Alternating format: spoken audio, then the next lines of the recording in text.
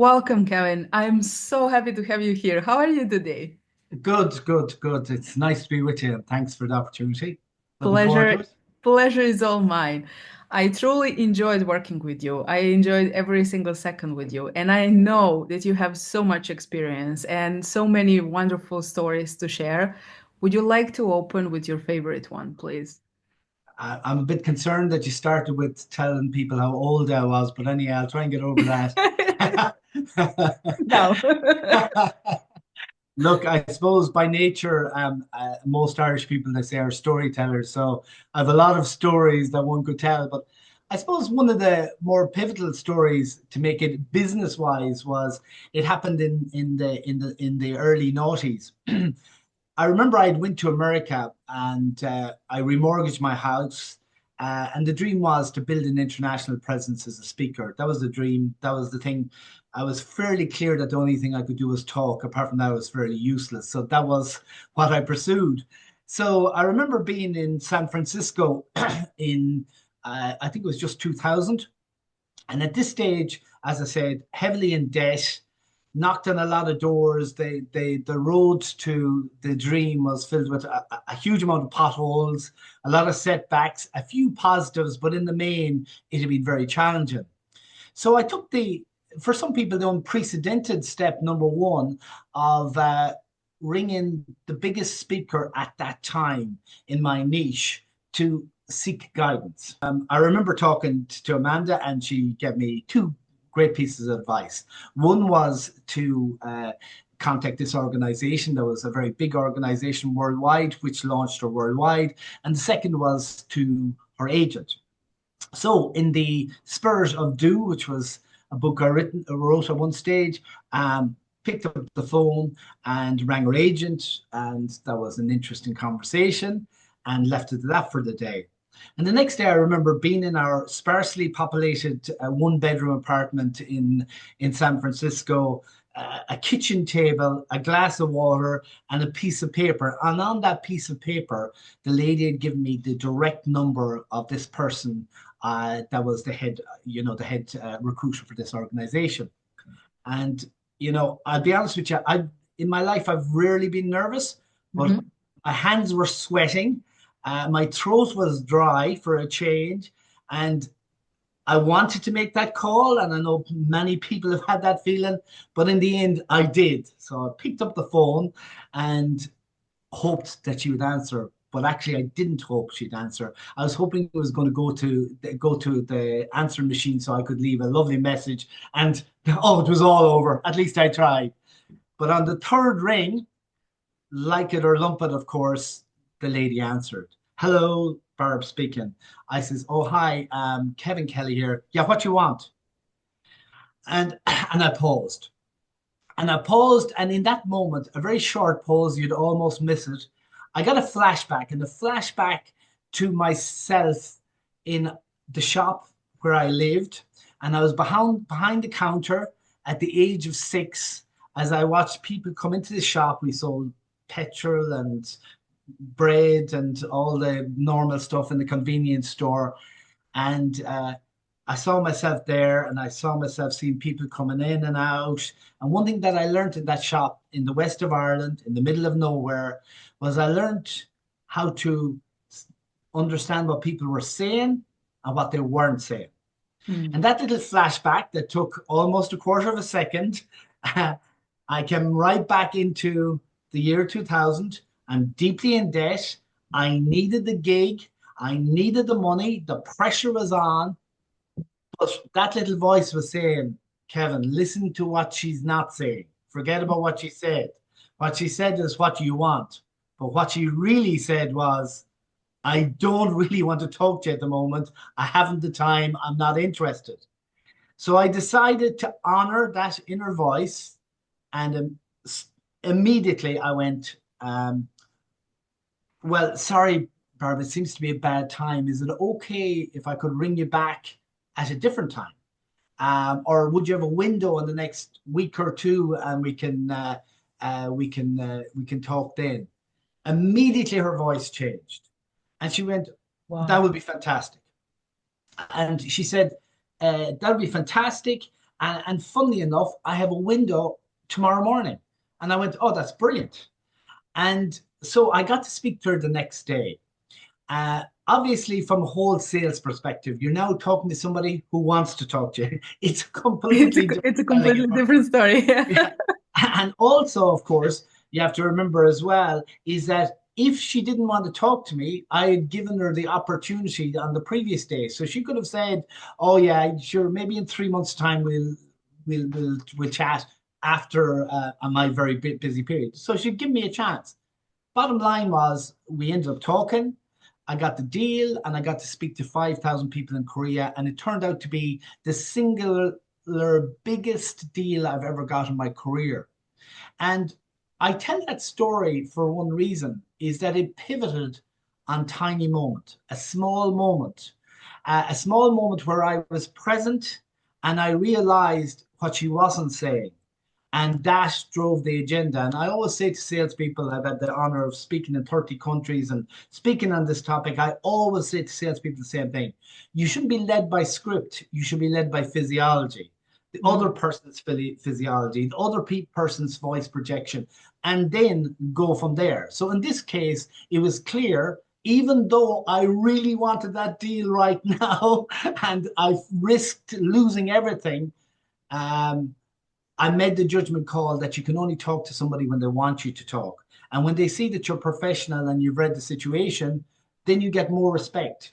The next day wasn't about how great I was. She has 5,000 people, 5,000 speakers ringing her every few months, and they're all great. It was about me understanding that what happened in that tiny moment, honoring it, and that's what made the deal. So the question I always ask people in sales is, are you managing those tiny moments? So I suppose in the context of my career, that was a very pivotal story. Wow, this is so deep. Like, but you were on the phone with her, you only heard her voice, right? Right. Yeah. And you focused only on a few seconds when you sensed actually, and you heard that, well, this might not be the great time, right? 100%. Would you call it a kind of an intuition, maybe? No, do you know what? Not really, because in this context, and we'll speak about it on intuition, hopefully, and I believe it's a massive compass to live your life off. But Hmm. her voice was very clear. It was very abrupt. It Mm. was cold. It was disinterested at that time because clearly she was very busy. And I just read that. One thing that I continue to do up to today is when I ring somebody on the mobile and you'll hear they're in a coffee shop, you'll know from the background noise, or you'll know that they're in an office because it's the same quiet space, or you'll hear them tip, tip, tip, tip. Also, are you listening? Are you writing an email or listening to me? People actually like the fact that you are reading this situation.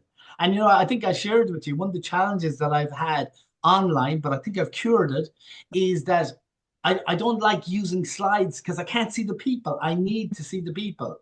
And because for me, this is my opinion, to be an adequate and a competent speaker, you have to manage the room. And the room now is virtual. So as much as I can see on the screen, I feel comfortable there. Actually, I'll tell you another interesting story. We were in a really interesting conversation with the four speakers because three of them had it's totally different opinion to me, and their opinion is as valid as mine. But the minute I get up on stage, I walk down the stairs and I go into the audience and I talk from there. Not exactly ideal for the sound and vision guys, but that's where I feel comfortable and I feel connected to the audience and I feel I can manage it. The three guys were no, you have to go up on stage. Uh-huh. But I like the connection of people, and I think well, you certainly can only read the room if you can look into their eyeballs, and that's what I Yes. try to do. And if you have 200, 300 people, you can do it. Obviously, after that, you're not going to, when you're getting into 500, 1,000, you can forget about it. But in an ideal world, I want to look into everyone's eyes and know where they're at. And everything ends up to be human to human connection, right? 100%. How 100%. important that is in sales. Well, I think it's amazingly important because one of the things I focus on is as is about teaching people to close more sales, but also teaching companies to create that storybook that's compelling to ultimately close more sales. Mhm. AI, for example, we all know AI is simply incredible. It is amazing in terms of yeah, just about everything. But you can't hug a robot and you won't fall in love with an email sequence no matter how hard you try. And that's just the reality. So, like, I know what, at the end of the day, most of us that are watching this recording or involved, me or you, we're involved in very much a Me Too industry. So, the only differential you can really bring to the table is the person, is you. And I believe I think it potentially could be your only competitive advantage in years to come. That's the Hmm. reality, Hmm. because everything is so or everything is so homogenized and it's the same. So yeah, I wouldn't give up on the person just yet. No one would. But actually, when we spoke I pressed recording, you told me a story about like needing 5 to 10 minutes to just read the room. Hmm? Yeah, I, so yeah. So I get asked this a lot. And so I remember the story relates back to it was a few years back, and it was a multinational that were bringing their group of directors into. It was actually it was Cork. It was in south of Ireland, and the HR director said to me, he says, "Look," he says, "I want you to talk on sales and leadership and but my main challenge for you is I'd like you to read the room and I'd like you to tell me where the problems is within the group." And I said, "Yeah, no problem. I'm happy to do that." And I says, "How long are you going to give me to do that?" And he said, "Well, how long do you want?" And this is not, and before people jump to conclusions on this, look in the mirror because we're all doing this all the time. This is part of what I do all the time for a job. But as human beings, we're making judgments all the time. We need to be very clear on that. But I said to him, "Give me 5 to 10 minutes." And he went, "No, come on, that's not possible." And I says, "Well, it is. Trust me." And Mhm. he says, "No, it's not possible." But anyway, I says, "You know what we'll do? At the first coffee break, which was after an hour and a half, 90 minutes, I'll chat to you and I'll give you your debrief then." And he says, "Okay, that's reasonable." Mhm. So I remember the day, absolutely, it was, I can remember it so vividly. It was an autumn's day, the sun was coming in through the window, and the seats were arranged on a ballroom floor. So it was a dance floor they're on. Uh-huh. And there was 24. So if you can imagine, there was about 5 rows of 6 seats in theater style. And I was up at the top of the ballroom of romance. It turns out that just the one thing I always talk to salespeople, I talk to anybody if they're negotiating with people or if they want to know whether they're real or not. When you get out of the car, that's when the relationship starts. It doesn't Mhm. start when they're in front of you. Like, so when we're doing sales interviews, for example, believe it or not, we have 2 people sometimes down the lobby just watching people come in and watching how they interact with people as they pass by. That's giving you, for a sales customer front facing job, that gives you quite a lot of evidence. You want them to be naturally friendly to people, naturally with their head up, not coming down, etc. Mhm. So anyway, so I'm in the room Mhm. before the speech, and this guy walks in and he walks to the top of the room, goes past me, barely talks to me, walks past me, goes to the podium, puts his hand either side of the podium and looks out onto the empty ballroom of romance, the dance floor, and he goes, "Yeah, I could do this. I could do this." So Uh-huh. I just smiled to myself and, going, "Good for you." But anyway, as he passed by, he went, "Hello, hello." That was it. So then that was the first little piece of evidence I got that there was an interesting character in the room. That was one character. Uh-huh. So so the next thing that happened, and as I explained to people last week, as I've explained in the 30 countries, with no exception, this pattern tends to play itself out in every room. Every room I've watched this. So the first part of the pattern is that um, I'm looking and I see this person doing the equivalent of what I'd call seat gymnastics. Now, I'll just push back for a second to say the following. Some people ask me, well, people might be in a bad place when they come to the seminar. They're bringing in, a lot in their head, etc. And I accept that.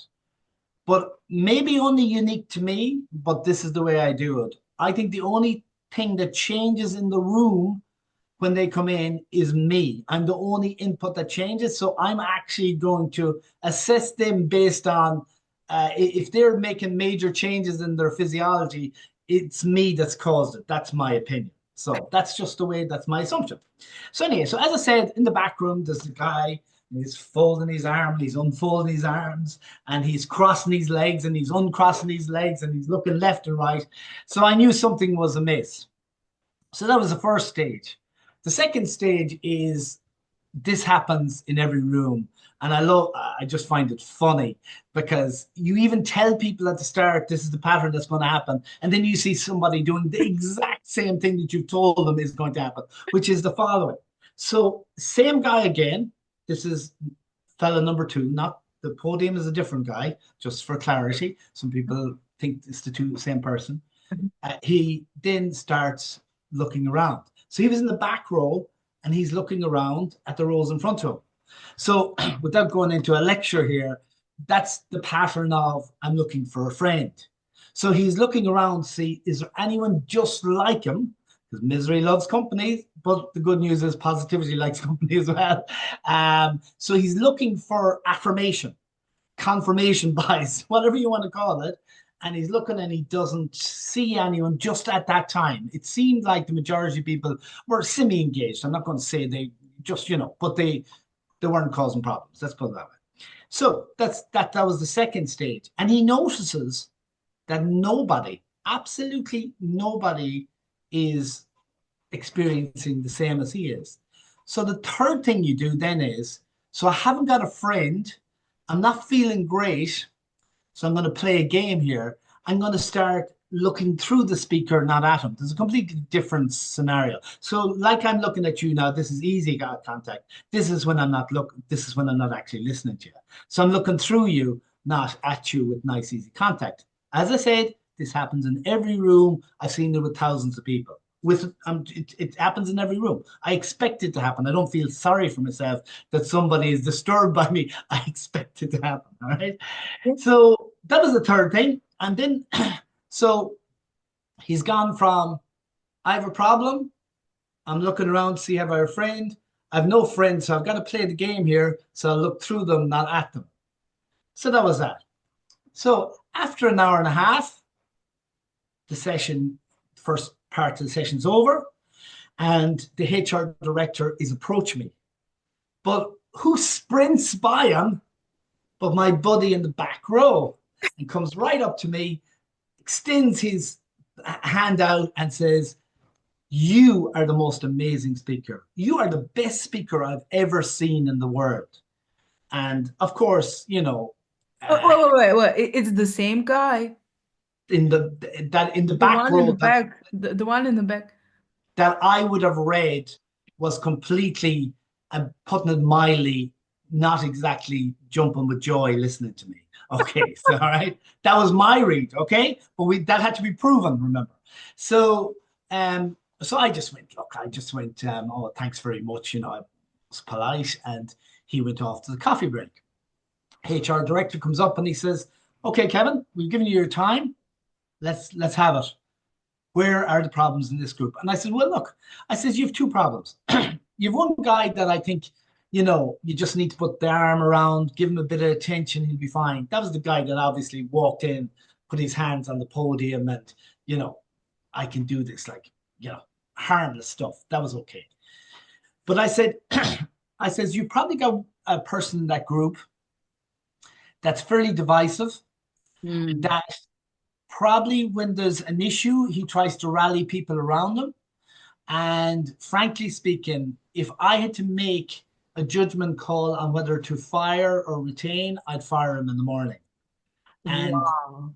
yeah, well, that's merely my opinion based on what I saw. And I mentioned your man. The HR director's cheeks went just redder and redder and redder. And then he went, do you know, he says, Kevin, we've opened up every door and window upstairs in our HQ in Minnesota, and we cannot get rid of him. We were Mm. hoping he'd jump, but we can't get rid of him. So what we saw there was somebody who played out their life story and their physiology.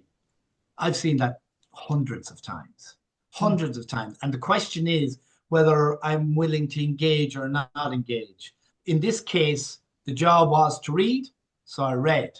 Um, Mhm. but Mhm. Mhm. yeah, you see that man. So yeah, and like so, I also said to you, which was it is amusing because I've seen it so many times, is that you can actually start predicting who'll turn up at coffee breaks with each other after having them for about 20, 25 minutes. Really? Because yeah, because it'll be the person in the front row with the seat gymnastics will meet the person in the back row with the seat gymnastics. It's an energy that brings us together. I've seen it so many times, but it's amazing because I'm a nerd on human behavior. So I love watching all these patterns. But they like I will tell people that story. I will tell them it happens.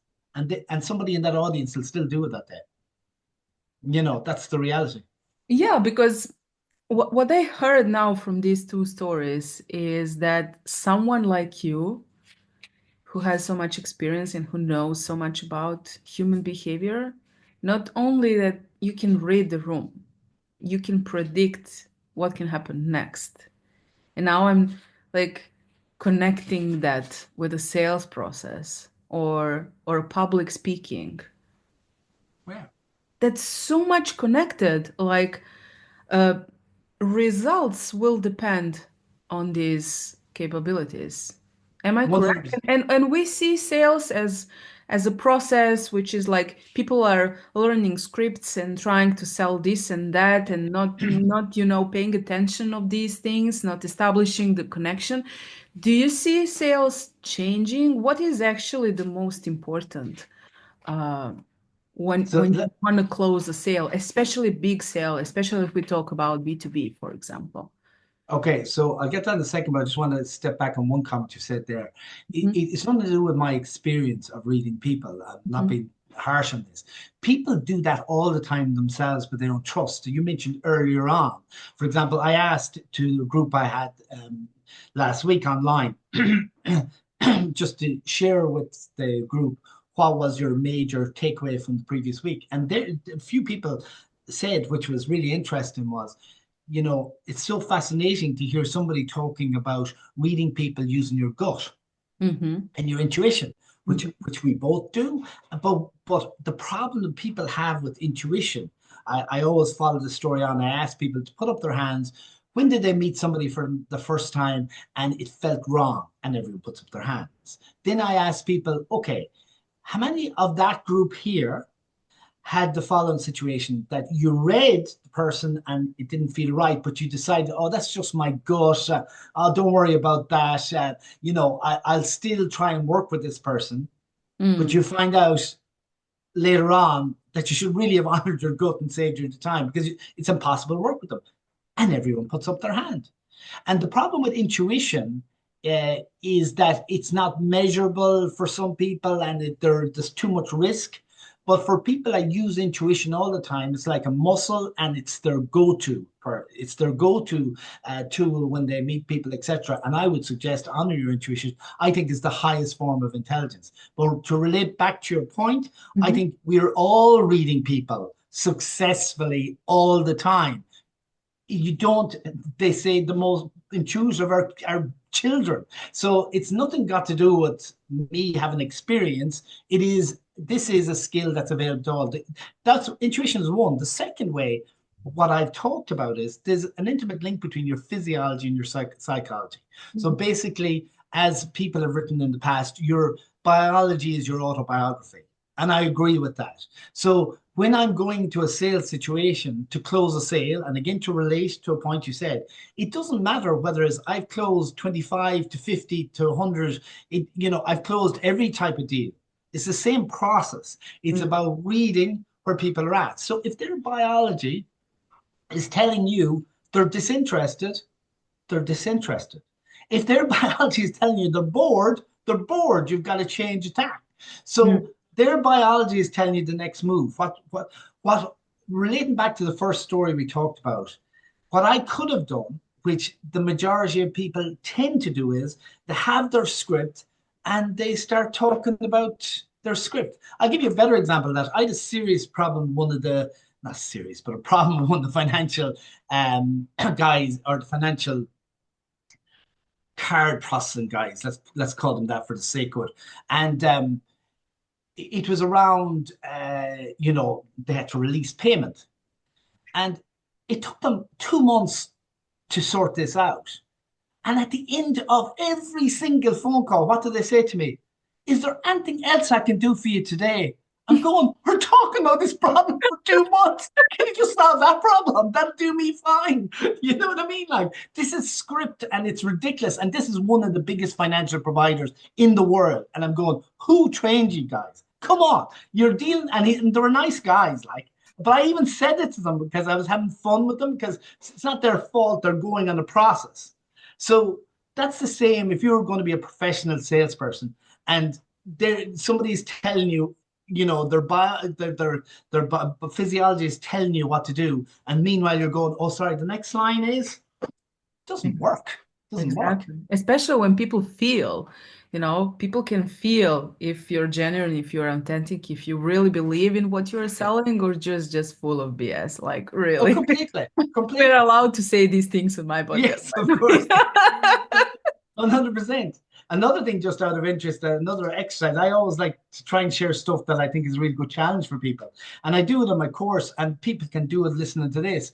A really good exercise to do is because, there's such a difference between, there's a lot of words out there that I always have been challenged by: purpose, mission. There's a lot of, industries built around them. The one thing that I do understand is values. Mm, But it's not just about values. Of course, they drive behavior and they are our DNA as far as I'm concerned, but lived values. And one of the exercises I get people to do, and I think it's a great exercise to do, is to give a whole values map, which includes all the different type of values, and send it out to 20 customers and ask them to tell you what your values are. oh, wow. Mm. And I've done that. I've done that myself many times, and I've got people to do it. And it is so.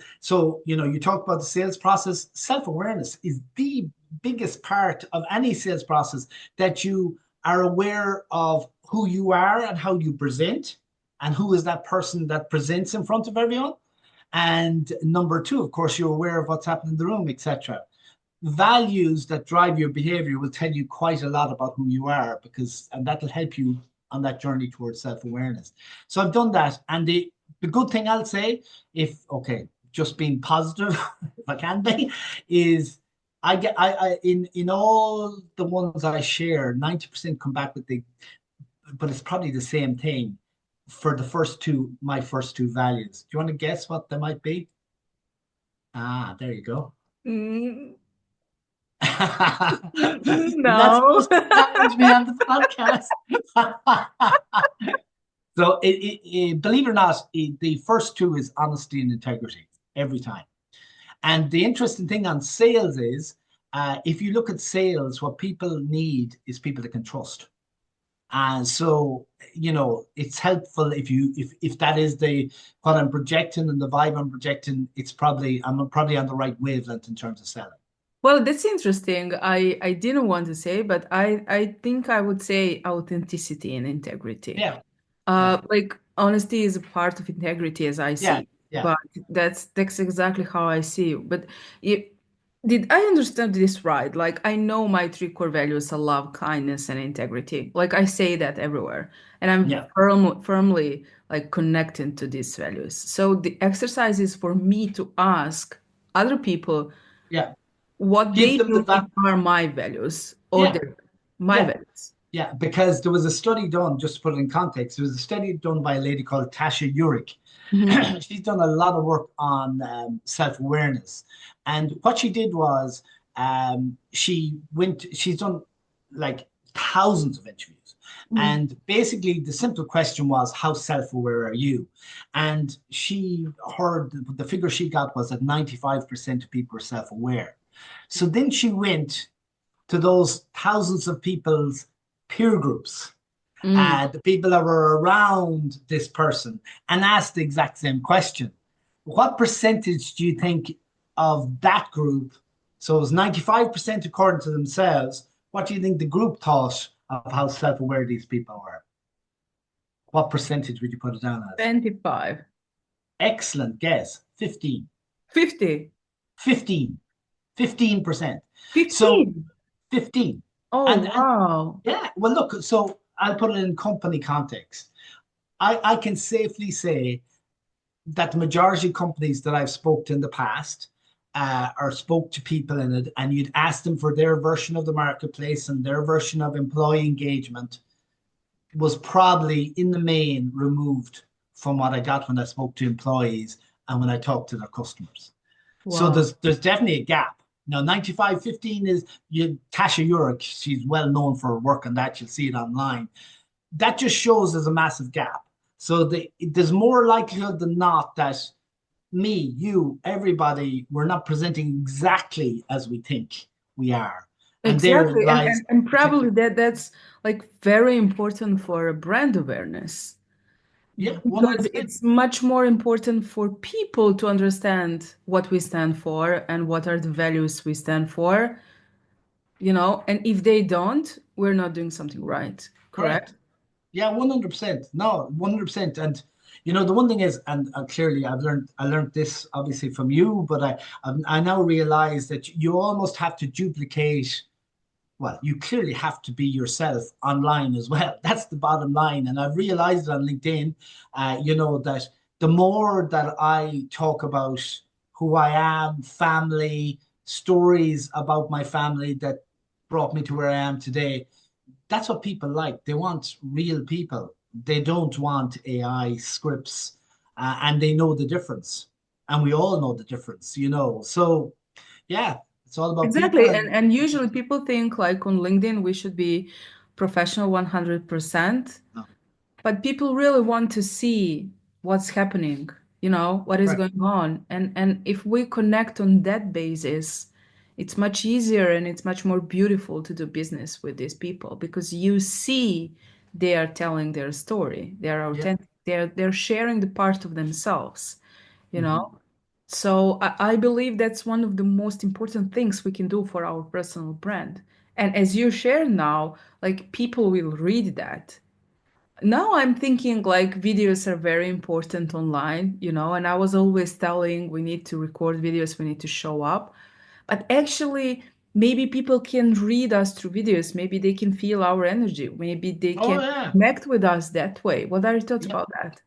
Yeah, no, I think you're right. And I have to say, like, again, under your direction, when you talked about videos, believe it or not, I know everyone will probably think when they watch this, to go, like, this guy loves the video. I actually love speaking and I Mm. love audiences, but asking me to do a 2-minute video, which I do, ad lib, and I don't, like, clearly I'm aware and I practice the content, but I do one take and that's it, and I'm not beautiful, and that's not going to change. Do you know what I mean?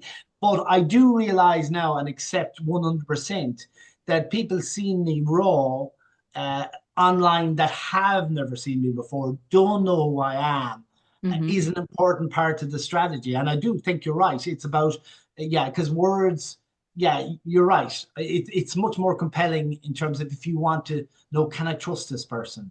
Is this somebody I could deal with? Is he like me or she like me? Yeah, I think video has its place, but yeah, in an ideal world, I wouldn't have to do too much with it. I prefer if I was just Yeah, because we're humans and we tend to do business and to hang out with people we like and trust. correct. Yeah, And to be able to like and trust someone, we really need to see them, as you yeah, said, yeah. and we It need helps. to hear them and we need to, like, under quotation mark, read them. Yeah, Uh, yeah.